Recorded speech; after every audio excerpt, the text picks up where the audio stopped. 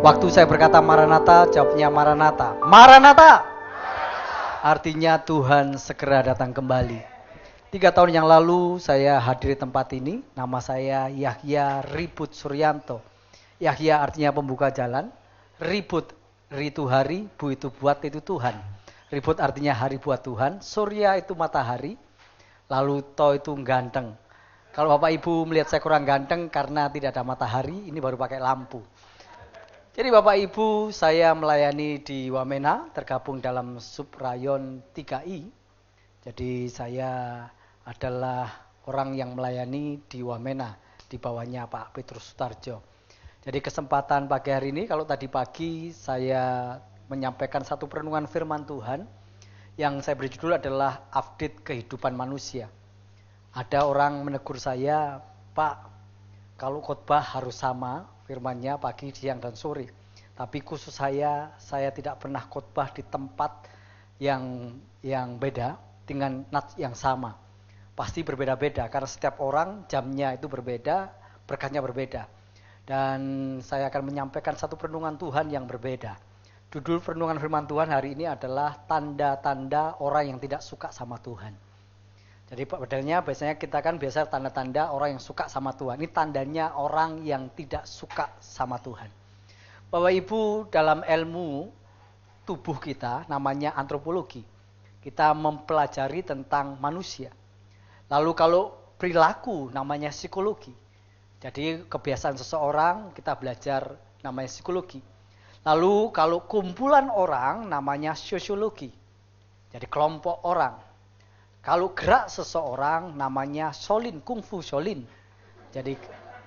Jadi kalau orang berbicara tentang rasio bintang, itu ada namanya Taurus, ada juga di Cina namanya Hong Shui Feng Shui. Pada dasarnya ilmu-ilmu itu semuanya adalah ilmu-ilmu logika. Tetapi di era modern, ilmu yang logika dibumbui dengan mistis. Jadi ada perhitungannya. Jadi ilmu yang tidak ada rumusnya, tidak ada ujung pangkalnya, lalu hanya kalau orang Jawa namanya weton, padahal di Cina itu Hong Shui Feng Shui, itu ada terapan ilmu aritmatika. Jadi saya pernah belajar bahwa itu awalnya tidak sembarang-sembarang, orang harus menghafal. Kita dulu dipimpin oleh perbintangan, bahkan ketemu dengan Yesus dengan perbintangan. Makanya ada Taurus, Leo, itu ada betul di langit. Makanya ada orang bilang sio monyet, sio kambing, sio siomay, dan sio-sio yang lainnya. Dan itu berdasarkan pengamatan. Jadi Bapak Ibu, ada satu gejala yang pasti kita bisa prediksi. Jadi kalau orang suka baju merah, ternyata kesukaan orang itu berubah. Saya dulu suka merah, lalu saya berubah suka biru, lalu saya berubah suka hijau. Berdasarkan waktu, bukan hari ini merah, biru. Waktu. Masih muda saya suka merah, berapi-api, semangat. Lo jual, kami beli. Kayaknya jual beli HP. Jadi waktu muda. Agak tua, warna biru. Jadi lebih kalem, ngomong lebih santun. Sekarang muda lagi, warna hijau. Jadi bertumbuh, jadi suka melihat pertumbuhan hal yang baru. Jadi itu namanya perilaku seseorang, psikologi. Lalu orang biasa lebih berani kalau ada temennya. Makanya kita selalu cari orang senasib. Orang miskin biasanya temannya orang miskin. Kalau teman orang kaya, orang kayanya garuk-garuk kepala karena selalu dipinjemi uang. Jadi kita ini sekomunitas, itu namanya sosiologi. Jadi kalau kita belajar tentang tubuh dan seterusnya, antropologi dan seterusnya. Tapi hari ini saya tidak berbicara tentang ilmu yang diakhiri dengan kata logi. Jadi kalau kita berbicara ilmu filsafat, kalau khotbah ilmu teologi. Jadi saya di Wamena kemarin 23, tadi pagi saya bersaksi tentang diri saya sendiri. Sekarang saya bersaksi tentang istri saya. Nanti jam 3 ibadah yang ketiga, kalau masih saya khotbah, bersaksi tentang gomos. Kalau Bapak Ibu kenal gomos. Waktu saya menulis kesaksian, karena saya ini kerja di jurnalis, saya kerja jurnalis Kristen. Saya menulis, saya mendengar cerita istri saya, lalu saya tulis, saya upload di WA. Kalau Bapak Ibu di WA yang membuat kata-kata bijak, saya menulis kata bijak, gambar bijak, video bijak, saya udah banyak, udah ada ribuan. Jadi kalau orang diteruskan terus-teruskan gitu, saya membuatnya. Jadi Satu ketika jam 8 pagi, istri saya ngajar, lalu tiba-tiba ada suara riuh. Lalu dia telepon ke saya bahwa ini ada kerusuhan. Tolong di rumah, padahal kerusuhan yang pertama itu di rumah saya. Dia tidak tahu di rumah saya. Jadi rumah saya diporak-porandakan, saya ini rumah dilempar batu, mau dibakar. Ah, kok itu tipu-tipu, kata istri saya. Kalau dibakar kau panik. Ini kok biasa-biasa saja, telepon itu habis itu 5 menit kemudian telepon blank. Diblokir oleh negara. Jadi waktu di sekolah, sekitar sekolah itu dibakar. Dibakar rata. Orang dibakar dalam rumah. Anak kecil sujud di kapak. Jadi orang digergaji pakai senso. Lalu dikepunglah sekolah itu, dibakar pintu gerbangnya. Teriak semuanya. Lalu istri saya tidak bisa lari karena dipagari sekolahnya. Di tengah kepanikan itulah para guru angkat tangan memberkati. Tapi nggak tahu kalau Wamena lagi parah. Dia teriak, tidak ada yang menolong. Akhirnya tentara dari belakang dia jebol pintunya. Lalu dia berkata, "Ibu guru, mari ikut kami." Akhirnya istri saya mengungsi, naik truk menangis karena bisa selamat. Karena pikirannya sudah mau mati. Ada banyak orang mati sampai hari ini Wamena masih mencekam. Ada sekitar 10-16 ribu orang keluar dari Wamena. Di kota Wamena orang asli maupun pendatang sama-sama takutnya. Yang asli takut dibunuh oleh pendatang, yang pendatang takut dibunuh orang asli. Yang orang tidak asli, tidak pendatang, setengah asli, setengah pendatang, tinggal. Kayak saya begini nih. Jadi tinggal di kota Wamena, saya mengadakan trauma healing. Ada sekitar 2.000 orang yang kami layani setiap harinya. Jadi istri saya sekarang masih baik, tidak mengalami gangguan jiwa, tidak mengalami, karena ada banyak orang yang mengalami gangguan jiwa karena trauma, melihat orang dibunuh, hartanya habis semuanya.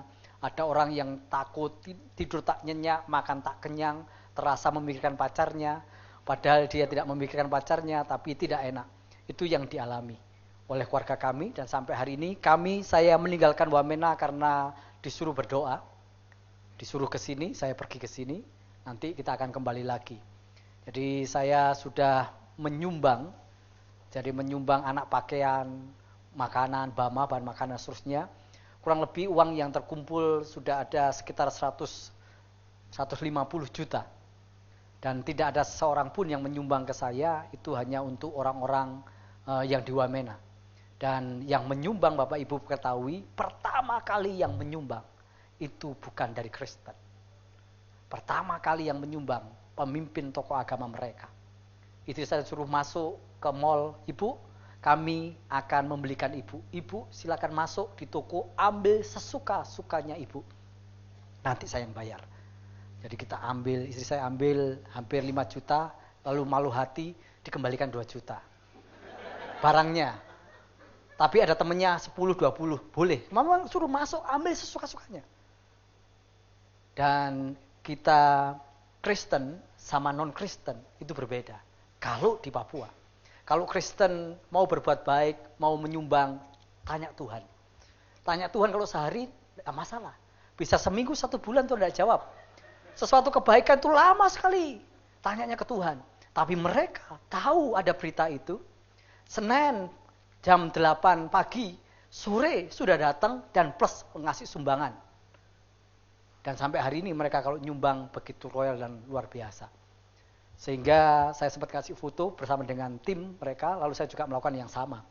Jadi saya mencari donatur, dana-dana, saya share ke teman-teman, WA saya share video dan seterusnya, akhirnya teman membantu.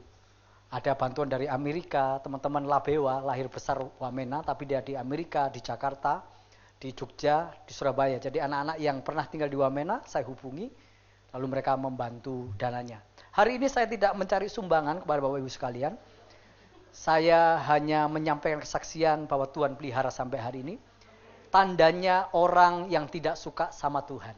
Lihat kiri kanan, katakan dari model matamu kau itu cinta sama Tuhan. Katakan kiri kanan. Iya, jadi kalau orang nggak suka itu dari matanya. Saya ini dosen, saya ini pengajar. Waktu mahasiswa saya, Karena kata-kata kalau ucapan salam Maranatha itu hak paten saya. Saya sudah berbicara ini sudah 15 tahun yang lalu. Kata ucapan kata-kata sapaan itu Maranatha. Kalau Bapak Ibu ingat. Kalau mahasiswa saya, kalau baru berdiri Shalom, saya sudah tahu turun sudah khotbahmu tidak bagus. Jadi baru berdiri ini sudah ketahuan. Sebetulnya kalau kita belajar tentang perilaku seseorang, dari masuk rumah udah ketahuan. Wah, mau utang ini udah ketahuan. Wah, ini persoalan. Dari model saudara duduk kita sudah tahu. Jadi pergumulan kenapa saudara tahu pergumulan seperti apa dan seterusnya, apakah butuh karunia? Satu, ada yang bilang karunia. Dua, belajar tadi. Psikologi, perilaku. Kedua, belajar tentang antropologi. Belajar tentang sosiologi. Dari ketahuan. Biasanya saudara kalau duduk itu di tempat yang sama. Itu terus. Jadi nggak berubah. Kita ini manusia yang tidak mau berubah. Dulu, sekarang, dan selamanya tidak pernah berubah. Itu Tuhan Yesus. Karena dia sempurna. Saya paling marah sama istri saya kalau dia masak Tuhan Yesus. Masak hari ini, hari esok, besok sama terus tempe tahu. Tempe tahu itu bikin stroke. Kenapa? Karena kita marah terus. Malah daging tidak bikin stroke. Karena kita bahagia. Tempe, wah siang tempe lagi. Sore tempe lagi, tensi naik. Sayur juga bikin hipertensi. Sama, sayur bayam lagi, naik tensi. Jadi ternyata perilaku itu adalah suatu kebiasaan dan itu bisa berubah setelah 100 hari. Jadi dipaksakan. Jadi hari ini 3 tanda orang yang tidak suka sama Tuhan. Mari kita baca bersama-sama. Lukas 8 ayat 19 sampai 21. Tadi pagi Lukas 8 22 sampai 25. Sekarang Lukas 8 19 sampai 21. Yang bisa membaca dengan saya. Yang tidak bisa membaca, silakan dengarkan dengan seksama. Kalau tidak mau baca, tidak mau dengarkan, untuk apa kau datang ke gereja? Lukas 8, 19 sampai 20, kita baca bersama-sama. 1, 2, 3. Ibu dan saudara-saudara Yesus datang kepadanya, tetapi mereka tidak dapat mencapai dia karena banyak orang. Orang memberitahukan kepadanya, ibumu dan saudaramu ada di luar dan ingin bertemu dengan engkau. Tetapi ia menjawab mereka, ibuku.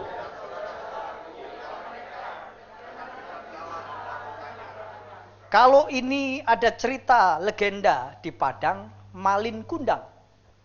Yaitu seorang anak miskin mengadu nasib pergi ke kota, bertemu dengan gadis bangsawan, lalu menikah, pulang ke kampung halamannya. Lalu mamanya datang karena bangga anaknya menjadi hartawan jutawan, menjadi orang raja. Tapi waktu ketemu mamanya, anaknya tidak mengakuinya bahwa itu mamanya. Katanya kasih ibu itu sepanjang masa, hanya memberi tak harap kembali bagaikan sang surya menyinari bumi. Tapi itu nonsen, omong kosong. Tidak ada kasih ibu sepanjang masa. Hanya matahari, hanya memberi tak harap kembali. Bapak ibu jemur pakaian 2, 5, 10 tidak diminta kembali atau suruh bayar kan? Tapi ibu biasanya mengandung 9 bulan 10 hari, lahir, dikasih makan setelah tua. Anaknya suruh beli cabai, nak beli cabai. Ibu udah tua, masih muda aja bisa beli cabai, beli aja sendiri. Ibunya bilang, anak durhaka. Padahal katanya hanya memberi, tak harap kembali. Bagaikan sang surya menyinari bumi. Ibu-ibu itu sebetulnya invest kehidupan. Dia mau kalau tua anaknya yang pelihara. Padahal katanya berkat Tuhan. Ini sama dengan Malin Kundang. Anaknya sukses, gak ngakui, marah ibunya. Orang tua dengar baik-baik. Kalau anakmu sukses tidak mengakui engkau sebagai ibu dan bapaknya, itu bukan gejala situasional saat itu. Itu akumulasi peristiwa. Kisah Malin Kundang yang paling salah adalah ibunya, bukan anaknya. Karena anak itu melakukan perilaku-perilaku orang tuanya. Diajarkan tanpa sadar, lalu muncul saat itu. Jadi sama orang yang tidak suka Tuhan, ada beberapa gejalanya. Jadi orang murtad, orang pindah agama, orang yang tidak baik, itu bukan spontan karena dia menikah dengan pasangan beda iman. Bukan spontan karena uang, itu akumulasi perbuatan tindakan yang tanpa sadar, ujung-ujungnya dia tidak cinta sama Tuhan. Jadi hati-hati kalau ada suami, istri, anak melakukan tindakan yang sebentar kita akan pelajari. Bahkan saya tahu persis kenapa saudara, sebetulnya perilaku seseorang itu kenapa dikasih ini siung monyet. Itu hanya supaya memudahkan orang menghafal. Kenapa? Perilaku itu tetap. Sehingga orang lalu, oh ini kau percaya ini, kau percaya ini dosa ini. Ini yang modern, yang dibumbui dengan mitos. Perilaku seseorang itu hampir sama. Jadi kisahnya hampir sama, prinsip kejadiannya berbeda, tapi maknanya sama. Dosa itu sama dari zaman dulu sampai sekarang.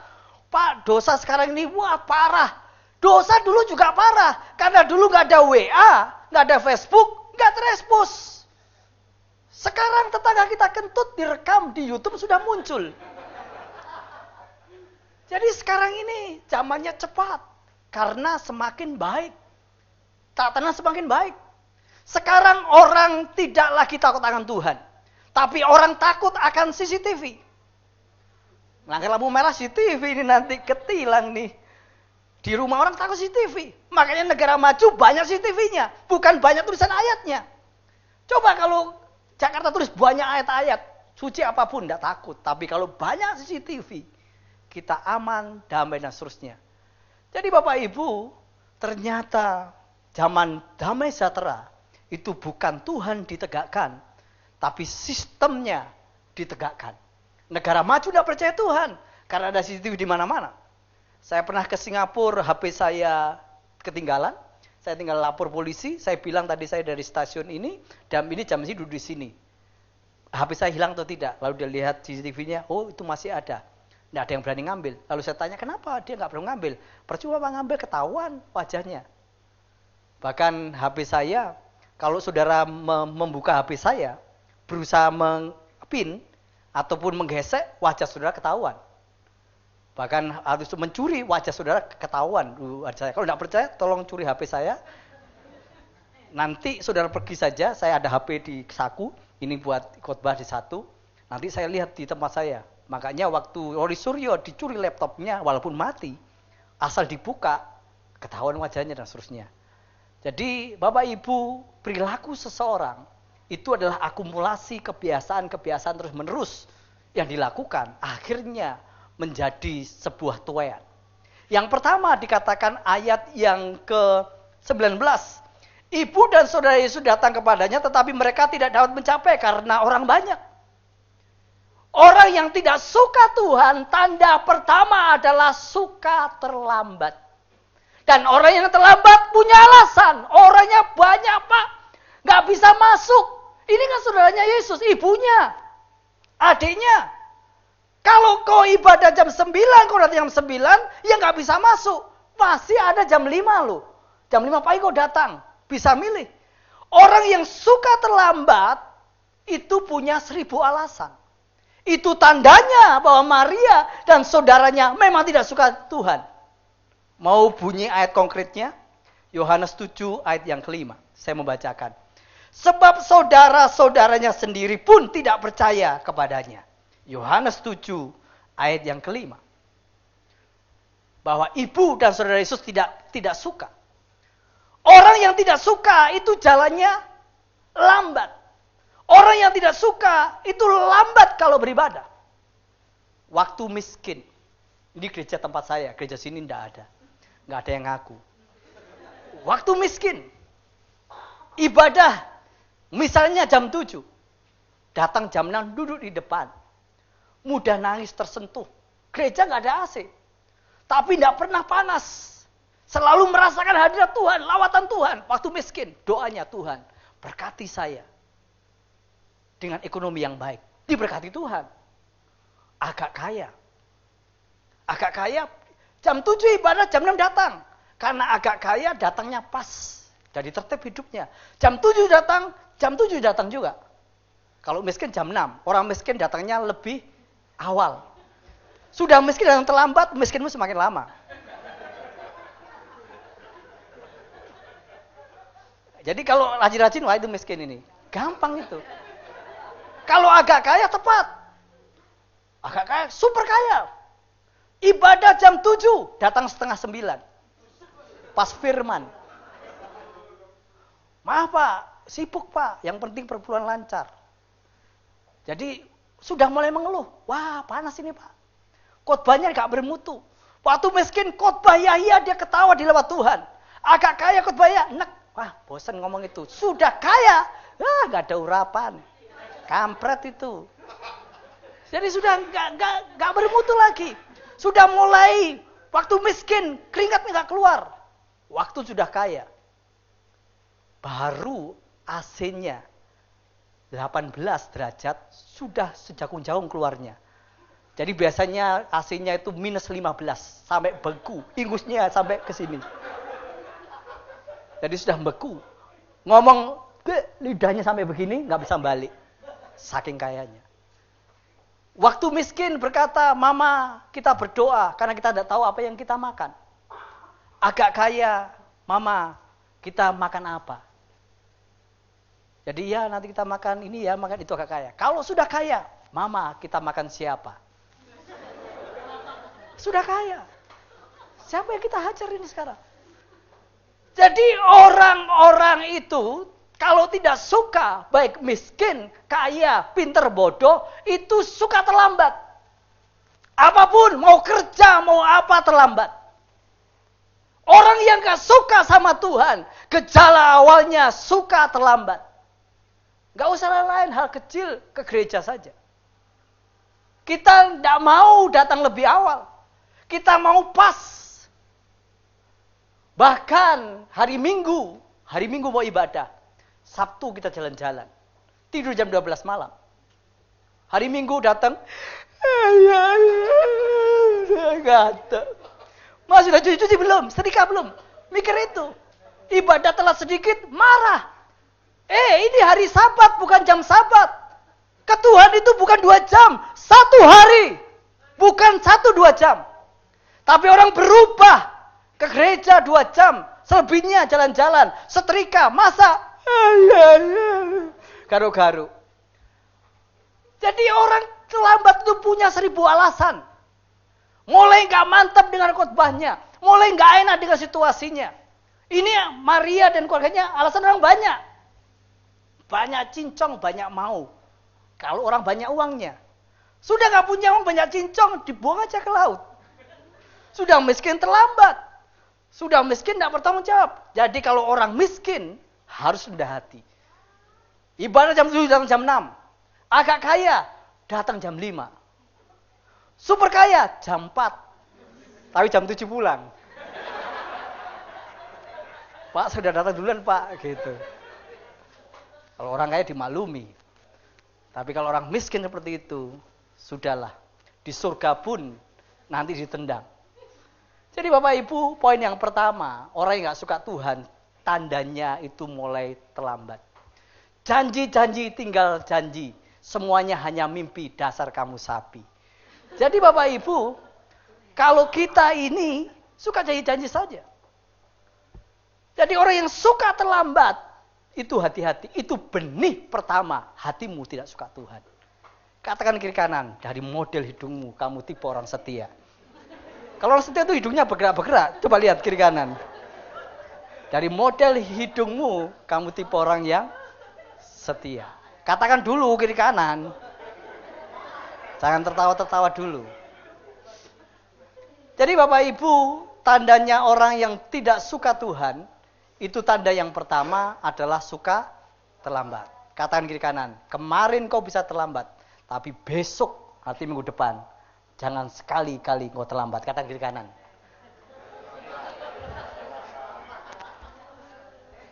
Iya Bapak Ibu, kalau ibadah hari Minggu, hari Sabtu tidurnya lebih sore. Supaya gejala orang yang gak suka ke Tuhan, itu gampang lihat anaknya. Ayo nak sekolah Minggu. Males mami, males, nangis. Malah kita tempeleng anak kita di hari Minggu.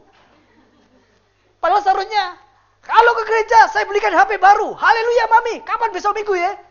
Semangat, anak-anak menghindar hari Minggu. Senin sekolah, Selasa sekolah, Minggu pun ada sekolah Minggu. Makanya dia puyeng. Sekolah terus. Di rumah Senin matematika. Minggu hafal ayat. Otak ini hang. Pelajaran menghafal terus. Kalau perlu orang-orang dewasa suruh sekolah minggu, hafal. Nanti sampai bodok kata orang Papua, sampai pusing kepala.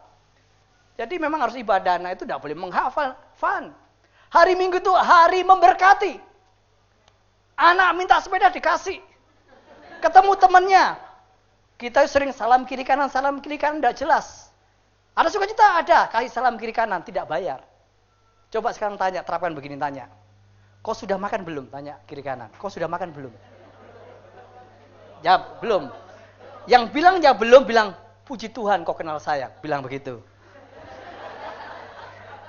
Karena hari ini aku traktir kamu. Karena ini hari Minggu. Kalau salam kiri kanan, itu semua orang bisa. Kehadiranmu itu kesukacitaan bagi temanmu. Jadi bilang temannya, bajumu baju Tuhan Yesus apa? Dulu, sekarang, dan selama tidak pernah berubah. Sekarang ku ganti bajumu. Kalau Yesus kan sempurna. Kalau kamu gak sempurna. Jadi Bapak Ibu, kenapa kambing itu baunya kayak kambing? Karena ketiaknya 4. Ketiak 4 itu, karena kambing itu kalau supaya nggak bau, itu sebelum dimasak, itu harus dikasih sampo clear. Sikat gigi Pepsodent, nah nanti dia bersih, nggak bau kambing lagi. Jadi daripada kita ini pandai berkata bijak, kata Pak Niko, tapi kita lambat untuk berbuat kebaikan. Kalau berbuat dosa, cukup dengan prosedur yang rumit. Tapi kalau berbuat kebaikan, tidak usah pakai prosedur. Allah pasti setuju. Yang namanya ngasih uang ke orang, gak usah tanya Tuhan. Tanya istri. Tuhan pasti setuju. Istri yang marah. Berbuat kebaikan gak usah tanya Tuhan. Pasti Tuhan setuju. Jadi untuk berbuat kebaikan, gak usah berdoa, gak usah nangis. Tuhan, saya mau beri jam hati, saya gak usah. Kalau berbuat dosa, prosedurnya harus rumit. Berdosa yang masuk surga, misalnya berzina. Itu ada prosedurnya, pasti sudah masuk surga. Pertama, izin gembala dulu. Tanda tangan, izin ketuanya gembala. Suprayon, tanda tangan. Izin Pak Peter, tanda tangan. Izin sinode, tanda tangan. Izin sinode lain. Setelah dapat izin, rekomendasi 8 tanda tangan, saudara berzinalah. Pasti masuk surga. Karena mendapatkan 8 rekomendasi. Gembala setempat, Suprayon, Pak Peter, Pak Niko, Ketua Sinode 5, Sinode lain ada 3, 8. Pas, mantap, berdosa dengan gembira. Jadi kalau Bapak Ibu berdosa, buat prosedur yang rumit. Tapi kalau berbuat kebaikan, gak usah tanya siapa-siapa. Tanya istri atau suamimu saja. Mi, mau beri? Ya udah, kasih. Kalau dia pemurah.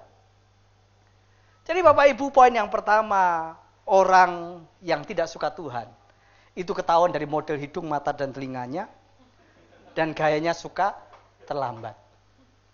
Jadi kalau suka terlambat dalam ibadah, dalam kinerja lainnya pasti loading lama. Dan orang yang lola seperti itu dibanting saja. Jadi dibanting, dibuang saja ke laut yang tidak ada airnya. Kalau ada airnya kan enak, belum. Kalau nggak ada air, kan sakit. Jadi Bapak Ibu, itu poin yang pertama. Poin yang kedua. Ayat yang ke-20.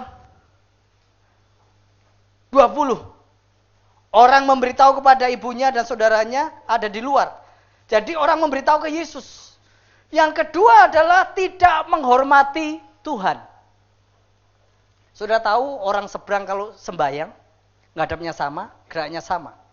Jadi kalau bergerak begini, lalu gatel, gatel gini, itu batal geraknya. Harus diulang. Tidak boleh menambah gerakan baru. Apalagi pas begini kentut, tidak boleh. Kita kentut menguap, kita gini. Tepuk tangan, fales, segala puji, syukur. Nggak kena-kena. Lihatnya, pernah nggak saya lihat wajah orang pingin gebuki dia? Jadi wajahnya pun nggak enak. Ibadahnya nggak antusias, matanya redup, dirinya miring. Mati nggak mau, hidup pun segan. Orang seperti ini mau diapakan? Ini tandanya orang tidak menghormati Tuhan. Kalau saudara diundang Jokowi hari ini ibadah, di sini ada Jokowi, saudara akan mandi 7 hari 7 malam. Saudara ngaca terus, wajah tidak berubah, ngaca terus. Waktu ketemu Jokowi, hanya kemarin di Wamena, hanya 30 menit. Hanya cuma melambai begini itu. Orang persiapan seminggu. Orang bingung, foto mau ngapa-ngapain, saya heran. Sudah tahu randonya 30 menit dari bandara sampai kantor bupati itu kembali. Mana mungkin dia bisa turun. Tapi orang dengan bangganya, saya diundang VIP Jokowi, saya ketawa saja. Jadi saya diundang ini percuma. Kalau saya tanya, udah ketemu Jokowi? Gak sempat. Itu aja udah persiapan baik. Ketemu Tuhan. Itu seenaknya. Baju seenaknya, penampilan seenaknya, ibadah seenaknya. Tandanya sedikit. Itu kalau khotbahnya gak enak. Habis itu mulai kesemutan. Jadi tidak ada penghormatan sama Tuhan. Biasanya ada anak bayi, saya sudah belajar perilaku, dari kecil udah ketahuan. Kalau pas ibadah, nyanyi, dia tenang. Pas sudah khotbah, dia teriak. Pas nyanyi, dia diam saja, berulah. Dan ibunya diam saja. Dan saya terapkan di keluarga kami. Waktu bayi, dari kandungan udah diberitahu, nak, mami, papi mau ibadah. Kau tenang ya, kalau kau tidak tenang, ku pukul. Di dalam kandungan ini. Pukulin gitu kan. Setelah datang, dia berulah, dipukul. Pantatnya kan pukul ya. Nakal ini. Ini ibadah hormati Tuhan. Itu hanya biasa. Sudah lahir bayi, masih matanya tertutup, diberitahu. Papi mami ibadah, hormati Tuhan. Kalau kau nggak hormati Tuhan, saya pukul. Lalu dia nangis, kita pukul. Nggak dipukul pakai buak gitu, bukan. Pelan, nggak hormati Tuhan.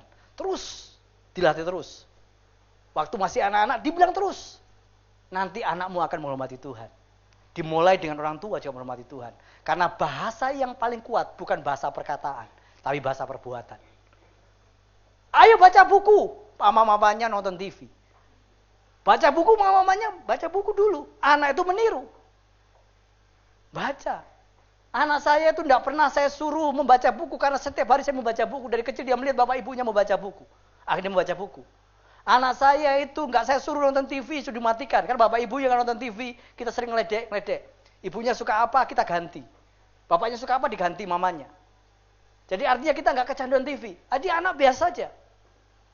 Tapi memang keluarga kami pencinta HP. Bapaknya suka HP, mamanya HP, anak saya HP. Kalau HP itu memang dalam keluarga kami itu ciri khas. Jadi kalau suka HP, kalau guru-guru lain, anak-anak tidak boleh suka HP, bikin rusak. Saya bilang HP murah bikin mata rusak. HP yang mahal itu ada sinar birunya tidak ada. Kan begitu. Kan orang nggak tahu kok disalahkan HP-nya. Anak-anak cari konten yang rusak karena bapak ibunya tidak suka HP. Tapi kalau bapak ibu suka HP, set, nah ini yang bagus, nah ini seperti ini. Sekarang ada Google Assistant, nah PR tenang saja. Jadi tulis baik-baik, lalu kita scan tab gitu, kita upload ke Google, suruh tadi jawabannya. Jadi mau PR, nggak usah tanya-tanya, bapak guru nggak usah tanya, buku nggak usah tanya mama, tanya Mbah Google. Siap nak? Siap. Buat skripsi gampang nak, kita cari, kita parafrase dan seterusnya. Hari ini sekolah fun nak, menguasai HP tenang saja. Saya membuat skripsi itu 5 juta, 3 hari saya jadi. Jadi saya memanfaatkan yang ada. Kalau engkau menghormati Tuhan, maka dari kecil engkau biasa menghormati Tuhan. Kalau engkau tidak menghormati Tuhan, dari kecil engkau tidak menghormati Tuhan. Anakmu tidak pakai Tuhan, engkau biarkan saja. Tidak harus dengan kekerasan. Tapi dengan pengertian, diberitahu. Tadi kemarin minggu, kau nangis ya. Papa mama malu. Hari ini nggak boleh nangis ya, nanti ibadah ya.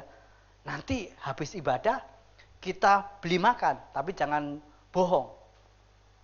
Anak papa mama ini ibadahnya bagus, beli makan. Minggu depan, hari Minggu tuh hari diberkati. Anak selalu berkata, kapan Minggu ya? Senang. Anak saya waktu saya ajak, nah kita mau ke Bali. Itu enggak bisa tidur. Dia bangun.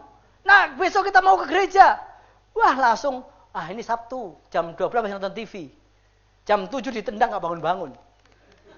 Karena hari Minggu bukan hari sesuatu yang menyenangkan. Tapi hari Minggu kita mencurah kasih sayang. Nah ayo, saya peluk, saya belikan apa-apa. Hari Minggu itu tidak ada amarah. Istri tidak kerja, suami tidak kerja. Anak fokus untuk diberkati orang tuanya. Maka itu akan menjadi kebiasaan. Akhirnya hari Minggu adalah hari sukacita. Kita bilang ke pembantu hari Minggu kau tidak usah kerja. Kita hormati Tuhan. gajimu akan saya naikkan apabila kau kerja saya lihat. Tiba-tiba nyapu 10.000. Tiba-tiba ambil pakaian 10.000. Jadi, senang sekali. Maka dia berkata, ini yang kulihat. Bukan Tuhan yang naik ke surga yang kulihat. Tapi dirimu bukanlah dirimu lagi. Tapi Kristus. Hari Minggu orang diberkati semuanya. Karena melihat kehidupanmu. Karena engkau menghormati Tuhan. Hari Minggu tidak boleh tipu. Kalau hutang, hutanglah hari Minggu. Saya pinjam ya. Enggak punya uang. Hari Minggu. Tapi ada triknya. Supaya saudara tidak berdosa. Minta maaf kawan nih. Saya ada uang 1 miliar. Tapi untuk hutang, ku floatkan 10.000. Sudah habis. Jadi sorry. Untuk utang sudah habis. Itu kan masih banyak. Itu kan saya yang mengatur. Kamu atur itu sendiri. Minta maaf ya. Tapi saya ada uang derma. Uang sosial. 100.000 di hari Minggu. Kalau kau datang setiap minggu 100.000. Saya pernah bilang ke jemaat saya di Wamena. Kalau mau makan sehari 3 kali 7 hari di rumah gembalamu. Terbuka 24 jam. Silakan makan. Pertama kali masuk rumah saya nggak tanya bagaimana keadaanmu. Saya tanya sudah makan atau belum. Kalau belum langsung ke belakang. Nanti orang bilang, wah nanti Bapak akan dimanfaatkan oleh orang. Bapak akan terapkan. Kalau orang mendapat kebaikanmu, hidupnya akan baik sepertimu. Tapi kalau orang belum mendapatkan kebaikanmu, orang itu tidak berubah hidupnya. Kebaikanlah yang mengubah kehidupan orang menjadi lebih baik. Saya kasih contoh. Ada anjing, dilatih oleh psikolog anjing terhebat. Dilatih oleh K27 atau 29. Kalau 29 itu sabun. 27. Iya ya.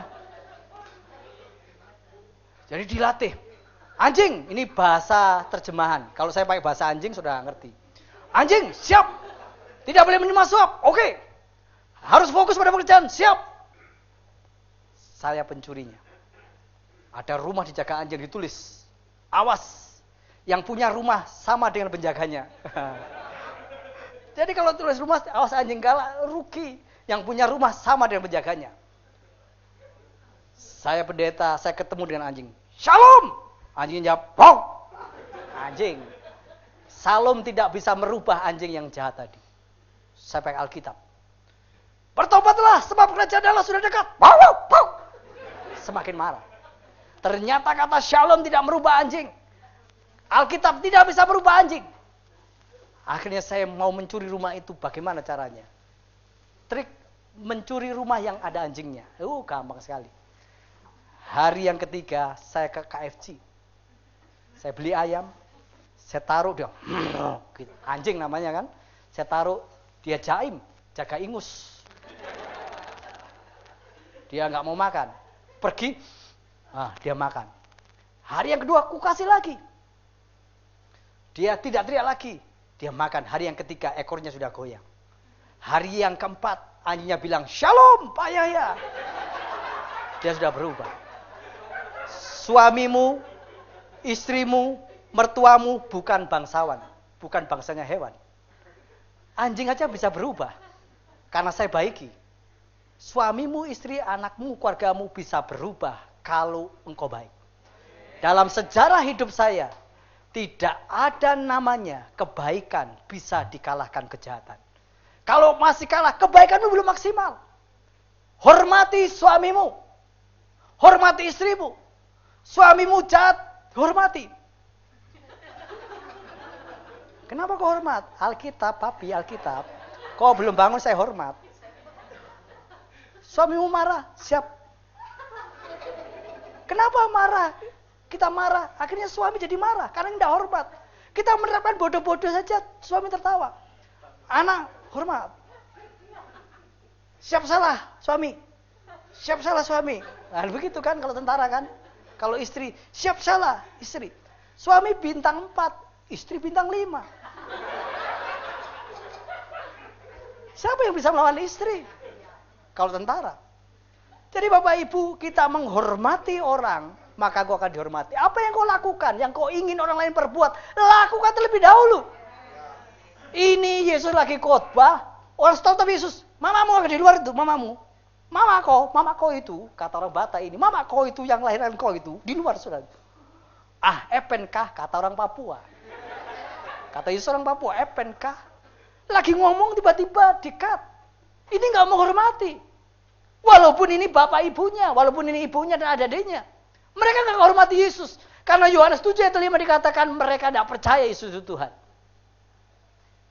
Jadi orang yang nggak suka Tuhan, tanda pertama adalah suka terlambat. Yang kedua, tidak ada penghormatan.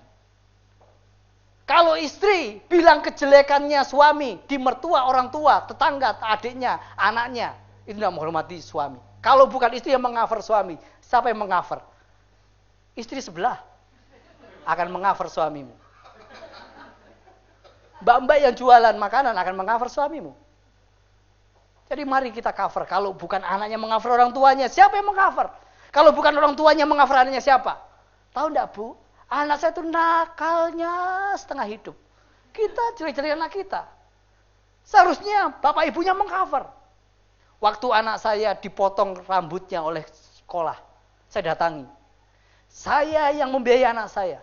Kenapa anak saya dipotong rambutnya? Melebihi kerah. Ada enggak pasalnya? Kita main pasal saja. Kasih undang-undang pendidikan. Ada enggak rambut ini dipotong? Saya enggak terima. Kau harus memperpanjang rambutnya. Saya kasih waktu 1 jam. Kau pikir ini rambut muda? Saya marah-marah. Anaknya tahu bapaknya ini mengcover. Padahal saya tahu. Nak, kau itu kurang ajar sekali. Kamu tahu bahwa janji papamu itu membela kau di depan umum. Kalau di belakang saya hajar sampai habis. Jadi akhirnya anak saya sama saya hormat. Guru-guru takut sama saya. Orang sentuh anak saya hajar. Nggak peduli. Akhirnya dia tahu bapaknya mengcover. Karena saya tahu bapak saya di surga mengcover saya. Kalau saya berdosa, dia panggil empat mata, dia hajar sama saya. Tapi kalau di depan publik, dia cover dan akui saya anaknya. Inilah menghormati anaknya. Karena saya ingin anak saya menghormati saya. Waktu saya berkata, nak, datang, dia datang. Karena saya melakukan tindakan yang sama. Jadi kalau saudara menghormati Tuhan, saudara akan atur posisi, baju yang baik, persiapan hati yang baik. Dan itu tandanya orang setia. Tapi kalau sudah seenak-enaknya, acak-acakan amburadul, wajah nggak jelas, mulut tidak jelas, mata tidak jelas, baunya melebihi bau ketiak kambing. Dan orang tidak jelas-jelas seperti itu. Orang itu layak dibina, ditambahi sah. Jadi kalau sudah tidak menghormati Tuhan, itu berbahaya. Yang terakhir, katakan kiri kanan. Sebelum engkau berakhir hidupmu, dengarkan baik-baik. Katakan kiri kanan dulu. Dipikir mati. Satu ketika ada anak sekolah minggu. Jadi adik-adik, nanti siapa yang cinta Tuhan? Angkat tangan. Siapa yang sayang orang tua? Angkat tangan. Siapa yang hari ini ingin ke surga? Semua angkat tangan. Hanya satu adik yang tidak mau angkat tangan. Kenapa nggak angkat tangan? Kata mama, kalau sudah sekolah minggu, hari ini langsung pulang. Nggak boleh ke surga dulu. Jadi, saya nggak ke surga dulu, saya pulang saja. Kita ini senang bilang ke surga. Sudah nafasnya, sudah di ujung, masih nggak mau ke surga. Masih ke Pineng, masih ke Singapura. Katanya surga bagus. Tapi nggak ada orang mau ke surga duluan.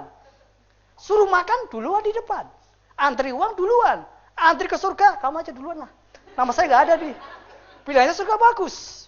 Tapi suruh ke surga duluan, hanya orang putus asa, putus cinta, hutang banyak, persoalan menumpuk, yang pengen ke surga. Tapi hidupnya bahagia, malas ke surga. Ada amin? Nggak ada yang mau ke surga hari ini. Pak, masih muda, saya belum dapat pacar, Pak. Saya pacaran dulu. Sudah pacaran, ke surga ya sekarang ya. Pak, belum menikah. Sudah menikah, ke surga ya. Belum punya anak, Pak. Sudah punya anak, ke surga ya. Anak saya belum punya anak, Pak. Anak punya anak, ke surga. Sampai tua bangka renta, tidak mau ke surga. Alasan terus. Terakhir, ayat yang ke-21. Tetapi ia menjawab mereka, ibuku dan saudara-saudaraku ialah mereka yang mendengarkan firman dan melakukannya. Ciri orang yang tidak suka Tuhan, yang pertama, datang suka terlambat. Yang kedua, tidak menghormati Tuhan. Yang ketiga, mengandalkan kekuatan. Kalau contohnya relasi, Saya ini ibunya yang melahirkan Yesus itu. Kau tahu tuh anak-anak itu? Itu waktu ingusan saya yang sedot hidungnya. Gitu kan? Kalau ibu-ibu zaman dulu ini, kalau ibu sekarang nggak berani. Mama saya itu kalau anaknya ingusan disedot. Daripada vakum ke apa itu? Rumah sakit mahal, disedot sama mamanya. Enak mak, ya udah lah tuh, gitu kan. Itu kalau mamanya sedot. Kalau saya darurat juga begitu, anak saya sakit telinga daripada vakum sedot. Kalau kemasukan itu, pertolongan pertama. Tapi kalau anak cinta, kalau orang tua cinta anaknya dilakukan. Nggak usah ngulu ke dokter disedot. Gitu sampai enak. Lesat. Jadi Bapak Ibu, poin yang ketiga, kadangkala kita mengandalkan kekuatan kita. Maria dan saudaranya mengandalkan relasinya. Ini mamanya ini, itu abang saya tuh di situ. Kalau orang mengandalkan sesuatu yang bukan Tuhan, ia seperti semak bulus. Sebentar mekar, sebentar layu, tidak ada harganya. Kau boleh mengandalkan apapun. Tapi kalau hidupmu, kau andalkan karena kemampuan, talenta, karunia, atau kan pengalaman, atau relasimu, maka tidak panjang umur. Kau dekat dengan atau bersahabat dengan Gatot. Kalau hidupmu seperti itu, kau akan mengalami gagal total. Jadi Bapak Ibu, andalkan Tuhan. Andalkan Tuhan itu artinya tidak ada yang lain selain Tuhan. Jadi kalau kita berbicara tentang andalkan Tuhan, maka saudara saya selalu cari tuntunan Tuhan. Cari kehendak Tuhan. Walaupun saya ini kemarin waktu di Wamena, bupati tertinggi itu ketua batalion Makodim saya kenal, Polres saya kenal. Semua kenal. Saya naik pesawat dari Wamena ke Jayapura, itu gratis kayak pahlawan. Badan tegak. Waktu kembali di Jayapura itu saya kayak gembel. Jadi saya udah bawa surat ini dari bupati nih, dari ini naik pesawat gratis ya. Gratis nenek moyangmu. Di Jakarta kencing aja itu bayar. Ya sudah kamu saya kencingi saja. Kalau gratis kan begitu kan. Pendeta yang rusak yang mau saya kadang-kadang saya ngomong tuh ngawur. Jadi saya udah kalau mau gratis hari Selasa. Hari Selasa saya kedatang. Oh Rabu, hari Rabu saya datang. Kamis sampai hari Sabtu. Oh saya dibodohi ini. Akhirnya saya beli tiket. Ternyata relasi yang saya punya itu enggak mental. Di orang yang berbeda. Tapi istri saya enggak punya relasi. Hal yang sama dia mengungsi. Pertama, saya ini mau mengungsi karena saya guru. Anak saya ada jauh. Boleh enggak saya naik itu? Oh boleh Bu, gratis. Naik saja. Terus pulang lagi. Saya ini mau pulang ke Wamena. Saya ini mau bawa sesuatu untuk Wamena. Padahal itu barangnya dia sendiri. Boleh saya naik? Oh boleh Bu, naik. Dia enggak punya relasi, tapi naik. Karena hatinya tulus. Saya pakai nama, jadi orang udah nek. Ya bupati nih. Mukanya dekat bupati, tapi dari mukanya ketahuan uangnya berapa. Dari mudah ketahuan, bupati nenek moyangmu. Dia nggak percaya kalau saya ini dekat dengan bupati. Nggak percaya kalau saya relasinya baik. Karena fisik saya yang membuat saya itu Petrus. Dulu, sekarang, dan seterusnya. Pendek terus. Jadi ini tumben pakai batik, baju hitam, agak lumayan. Biasanya celana pendek, kaos bolong. Nggak percaya kalau saya pendeta. Jadi Bapak Ibu, poin yang ketiga, tidak ada yang bisa kita andalkan, perawakan, kemampuan, potensi. Kita andalkan Tuhan. Di saat engkau angkat tangan, Tuhan akan turun tangan. Di saat engkau lipat tangan, kau merasa berhasil, Tuhan akan topang tangan. Di saat kau tak berdaya, di situ adalah kekuatan ilahi akan muncul. Tapi di saat engkau berkata, Tuhan minggirlah, maka waktunya sudah habis. Jadi Bapak Ibu, yang menghentikan saya tulisan itu. Selagi waktu masih ada, selagi masih punya kekuatan yang baru, mari kita datang tepat waktu. Mari kita menghormati Tuhan. Mari kita andalkan Tuhan. Karena dengan 3 caralah engkau adalah umat yang setia. Kalau orang tiba-tiba murtad, orang tiba-tiba tidak setia, itu bukan tiba-tiba. Akumulasi perbuatan tanpa sadar. Kalau ada hari ini engkau hidup seperti itu, perbaiki dirimu. Perbaiki dirimu agar hidupmu menjadi bermakna. Kita akan menyanyikan pujian, hidup ini adalah kesempatan. Mari kita melayani